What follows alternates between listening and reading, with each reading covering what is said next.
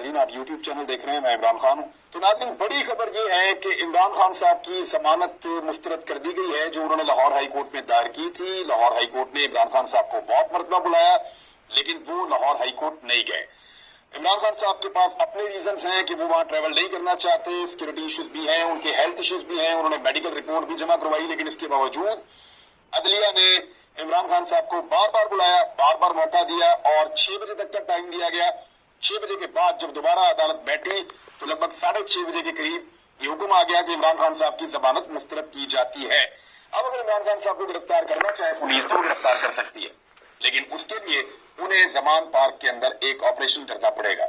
एक ऐसा ऑपरेशन जिसमें उन्हें इमरान खान साहब के साथियों का या वहां पे जो लोग मौजूद हैं उनका सामना करना पड़ेगा और सूरत-ए-हाल कशीदा भी हो सकती है, कुछ अजीबोगरीब भी हो सकती है। बहरहाल इमरान खान साहब ने ये फैसला क्यों नहीं किया अदालत जाने का, इसके बारे में इंफॉर्मेशन तो है, लेकिन मैं आपको अभी नहीं दूंगा। थोड़ा टाइम गुजरने दें, मैं आपको बताऊंगा कि एक्चुअली इमरान खान साहब क्यों नहीं गए अदालत और कुछ लोगों ने क्या मंसूबा बना रखा था जिसकी वजह से उन्होंने अदालत जाने से गुरेज किया। बस आपको इतना मैं बता दूं कि अगर इमरान खान साहब खुद अदालत जाते इस बीच में तो कुछ ताकतवर लोगों ने एक मंसूबा बनाया हुआ था जिसपे अमल दरामद होना था और फिर पाकिस्तान के अंदर सूरत-ए-हाल बहुत खराब हो सकती थी। बस इतना मैं आपको बता देता हूं और इसी में आप सबको समझ आ जानी चाहिए। लेकिन अगर ताकतवर हल्के कोई गारंटी देते हैं सदर पाकिस्तान को या जो अजाइम है उनसे यू टर्न लेते हैं और इमरान खान साहब को ये इन्फॉर्मेशन पहुंचती है तो मुमकिन है कि वो आए और आकर अपने आप को अदालत के सामने सरेंडर करें और अदालत से अपनी दरखास्त करें जमानत के लिए।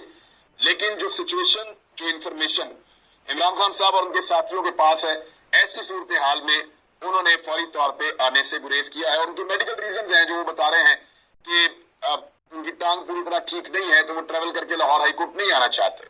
बड़ी खबर यह है कि इमरान खान साहब ने finally general retire Qamar Javed Bajwa के खिलाफ एक लेटर लिख दिया है सदर पाकिस्तान को और उस लेटर के अंदर 4 चीजों की इमरान खान साहब ने निशानदेही की है।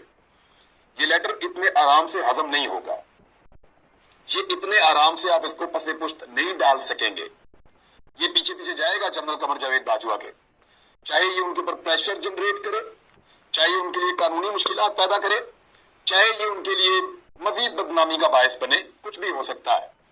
लेकिन 4 चीजें जो इमरान खान साहब ने आइडेंटिफाई की है उनमें से 3 तो ऐसी हैं जो मुख्तलिफ सहाफियों से बात करते हुए जनरल रिटायर कमर जावेद बाजवा ने क्लेम की है और उन सहाफियों ने उनको छाप दिया है या बता दिया है, पब्लिक कर दिया है। और एक चीज ऐसी है जो फैक्चुअल है जिससे भागा नहीं जा सकता। 4 चीजें मैं आपके सामने रख देता हूं, ये मेरे पास लेटर मौजूद है। लेटर ये बताता है कि इमरान खान साहब ने आइन के आर्टिकल्स का हवाला दिया है और उस हवाले को उन्होंने इस्तेमाल किया है कि कानूनी कार्रवाई की जाए सदर पाकिस्तान की जानिब से और इंक्वायरी बाकायदा की जाए जनरल रिटायर कमर जावेद बाजवा के खिलाफ। आर्टिकल 243 और आर्टिकल 244 फिर किसी वक्त बात करेंगे कि ये दोनों आर्टिकल जो हैं वो क्या बताते हैं और इनकी क्या सिग्निफिकेंस है, ये सारी चीज आपको बताऊंगा। लेकिन इमरान खान साहब ये कह रहा है कि उन्होंने खिलाफ वर्जी की है आइन की और अपने हल्फ की खिलाफ वर्जी की है जनरल रिटायर कमर जावेद बाजवा ने। पहली चीज जो उन्होंने कही कि जावेद चौधरी से बात करते हुए उन्होंने कहा कि हमने ये रीड कर लिया था या हमारी ये रीडिंग थी कि इमरान खान जो है वो खतरा है पाकिस्तान के लिए। अब इमरान खान साहब का ये कहना है कि हमसे क्या मुराद है, किसने की थी और मैं खतरा हूं, इसकी असेसमेंट वो कौन होते हैं करने वाले। तो इस किस्म की इमरान खान साहब ने जो पहला नुक्ता है वो इसके ऊपर रखा है कि इस तरह का आर्मी चीफ काम नहीं कर सकता, ये अपनी डोमेन से बाहर निकल रहे हैं और सदर पाकिस्तान जो है वो आइन के आर्टिकल 244 के तहत जो है ये अपनी सदर मुल्क को एक्शन इसलिए लेना चाहिए कि इन्होंने अपने ओथ की खिलाफ वर्जी की है। अच्छा, दूसरा जो इशू है वो ये है कि जावेद चौधरी साहब ने अगेन ये बताया कि जनरल बाजवा के मुताबिक उन्होंने इमरान खान के कहने पर शौकत तरीन को नैब के मुकदमे से बाहर निकाला था। नैब के बारे में आपको पहले बता दूं कि नैब एक बिल्कुल इंडिपेंडेंट बॉडी है। नैब के ऊपर हुकूमत का कंट्रोल नहीं है, नैब के ऊपर किसी भी इदारे का कंट्रोल नहीं है। नैब एक ऐसा इदारा है जो इंडिपेंडेंटली अलग से काम करेगा। लेकिन پاکستان میں سب جانتے ہیں کہ اسٹیبلشمنٹ نیب کو کنٹرول کرتی ہے. مجھے نیب کے آفیسرز نے بتایا ہمیں تو احکامات بڑے گھر سے آتے ہیں اور بہت طاقتور لوگ ہیں پاکستان کی اسٹیبلشمنٹ کے جو ہمیں احکامات دیتے ہیں, لیکن اس بات کو کون مانے. لیکن اب جنرل ریٹائر قمر جاوید باجوہ صاحب نے خود کہہ دیا کہ شوکت ترین کا کیس عمران خان کے کہنے پر جنرل فیض حمید کو کہہ کے جنرل باجوہ نے ختم کروایا تھا نیب نے. تو ایک تو نیب کے اوپر اثر انداز ہونا, یہ بھی وہ اپنے حلف کی خلاف ورزی کر رہے ہیں, اپنی ڈومین سے باہر جا رہے ہیں.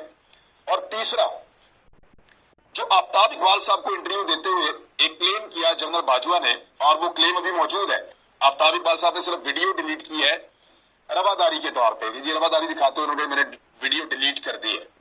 لیکن آفتاب اقبال صاحب کا یہ کہنا ہے کہ ڈینائی نہیں کیا جا سکتا اس سے, اور نہ وہ مکرے اس بات سے کہ جنرل باجوہ نے یہ کلیم کیا کہ وہ عمران خان کی خفیہ ریکارڈنگز کیا کرتے تھے اور ان کے بعد وہ ساری ریکارڈنگز موجود ہیں اور وہ عمران خان کے پول کھول دیں گے.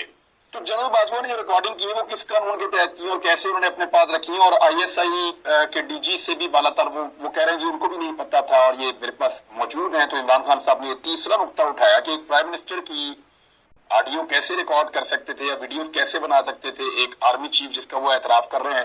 تو اس کے اوپر بھی انہوں نے صدر پاکستان کو کہا. اب وہ چوتھا نقطہ ہے جو سب سے امپورٹنٹ ہے.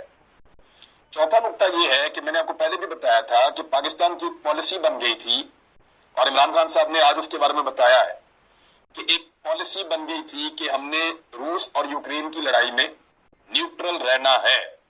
اب اس پہ عمران خان صاحب نے ڈیٹیل کے اندر یہ بتایا کہ ہم نے بہت زیادہ ڈسکشن کی, پھر ہم کنسنسس پہ پہنچے, تمام سٹیک ہولڈر سے بات کی انکلوڈنگ موفا اینڈ ریٹائرڈ ڈپلومیٹس جو ریٹائرڈ ہو چکے تھے, سفیر مختلف, ان سے بھی بات چیت کی جن کا ایکسپیرینس تھا ریلیونٹ فیلڈ کے اندر اور وہ اسپیشلسٹ تھے ان چیزوں سے متعلق, اس خطے سے متعلق. تو ان لوگوں نے کہا تھا کہ یوکرین اور روس کے معاملے میں ہمیں نیوٹرل رہنا چاہیے جیسے کہ باقی ملک ہیں. لیکن جنرل قمر جاوید باجوہ نے ایک وائلیشن کی اور انہوں نے یوکرین اور روس کی وار کے اندر اپنا موقف نیشنل پالیسی سے یا ریاست کی پالیسی سے بدل کر دیا, اور یہ انہوں نے کیا انٹرنیشنل کانفرنس ان اسلام آباد آن 2 اپریل 2022 دا اسلام آباد سیکورٹی کانفرنس میں. اب ہوا یہ تھا 2 اپریل, اس میں ایک نقطہ اٹھایا جائے گا, وہ یہ اٹھایا جائے گا کہ اس وقت عمران خان وزیر اعظم تھے تو انہوں نے کاروائی کیوں نہیں کی جنرل ریٹائر قمر جاوید باجوہ کے خلاف. لیکن جب آپ ان حالات کو دیکھیں گے تو آپ کو آئیڈیا ہو جائے گا.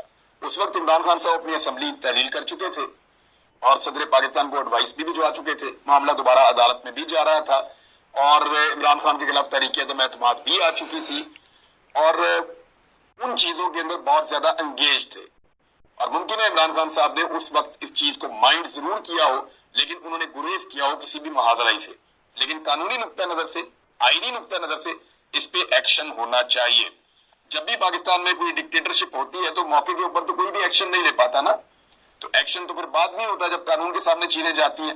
بہرحال ان 4 چیزوں کے اوپر عمران خان صاحب نے لیٹر لکھ دیا ہے صدر پاکستان کو, اور یہ اب اتنے آرام سے جان چھوٹنے والی نہیں ہے. دوسری جانب ایک اور بڑی عجیب خبر آئی ہے, اور یہ بہت بڑی خبر ہے کہ جو چیف الیکشن کمشنر ہے انہوں نے ایک سٹیٹمنٹ دے دیا ہے سپریم کورٹ آف پاکستان میں, اور یہ سٹیٹمنٹ جو ہے یہ ایک نئی صورتحال پیدا کر چکا ہے. انہوں نے کہا سی سی پی او لاہور جو تھے غلام محمود ڈوگر, ان کے تبادلے کے کیس کی سماعت ہو رہی تھی. چیف الیکشن کمشنر نے کہا کہ کچھ باتیں عدالت کے سامنے رکھنا چاہتا ہوں. آرمی سے سیکورٹی مانگی تو انکار کر دیا گیا, عدلیہ سے آر اوز مانگے تو انہوں نے انکار کر دیا, انتخابات کے لیے پیسہ مانگا تو اس سے بھی انکار کر دیا گیا. سکندر سلطان راجہ نے کہا کہ میرے اختیارات کو کم کیا جا رہا ہے. ایسے حالات میں کس طرح فری اینڈ فیئر الیکشن کروائے جائیں؟ اگر عدالت ٹرانسفرز کو فری الیکشن میں رکاوٹ سمجھتی ہے تو نہیں کریں گے. چیف الیکشن کمشنر نے کہا کہ عدالت حکم دے تو تبادلے روک دیں گے, لیکن الیکشن کی تاریخ خود دیں تو آئین کی خلاف ورزی ہوگی. دوسری جانب سپریم کورٹ آف پاکستان نے کہا کہ 90 دن کے اندر انتخابات کروانے ہوں گے ورنہ آئین کی خلاف ورزی ہوگی. چیف الیکشن کمشنر سکندر سلطان راجہ کے سپریم کورٹ پہنچنے کے بعد جب سماعت دوبارہ شروع ہوئی تو جسٹس اعجاز الحسن نے ریمارکس دیے کہ آئین ہر صورت 90 دن میں انتخابات کروانے کا پابند کرتا ہے اور انتخابات کروانا الیکشن کمیشن کی ذمہ داری ہے. मुकर्ररा वक्त में इंतखाबात ना हुए तो आइन की खिलाफ वर्जी होगी। जस्टिस इजाजुल हसन ने मजीद रिमार्क्स दिए कि 90 दिन में इंतखाबात के हवाले से आइन में कोई इबाहम नहीं है और शफाफ इंतखाबात करवाना सिर्फ इलेक्शन कमीशन की जिम्मेदारी है। निगरान हुकूमत तकर्रुर तबादले नहीं कर सकती और निगरान हुकूमत को तबादला मकसूद हो तो ठोस वजूहात के साथ दरखास्त देगी। इलेक्शन कमीशन वजूहात का जायजा लेकर मुनासिब हुक्म जारी करने का पाबंद है। अब आपको समझ आ रही है कि एक तरफ तो अदालत ने बड़ा क्लियर कर दिया है कि 90 दिन के अंदर आपको इंतखाबात के अंदर जाना पड़ेगा, और ये सारी चीजें अब सारे मिलकर इलेक्शन कमीशन के कंधों पे डाल रहे हैं। चीफ इलेक्शन कमिश्नर जिसने बड़ी इज्जत कमाई है पाकिस्तान में और बड़ी कंट्रोवर्सीज के अंदर वो रहा, अब उनके लिए प्रॉब्लम ये है कि वो अगर इलेक्शन करवाने में नाकाम रहते हैं तो सारा मलबा उन्हीं में गिर जाएगा। इसके बारे में कुछ ट्वीट्स भी मैंने आज देखी है, कुछ आईनी माहिरीन ने भी बात की है कि एस्टेब्लिशमेंट भी निकल जाएगी, पीडीएम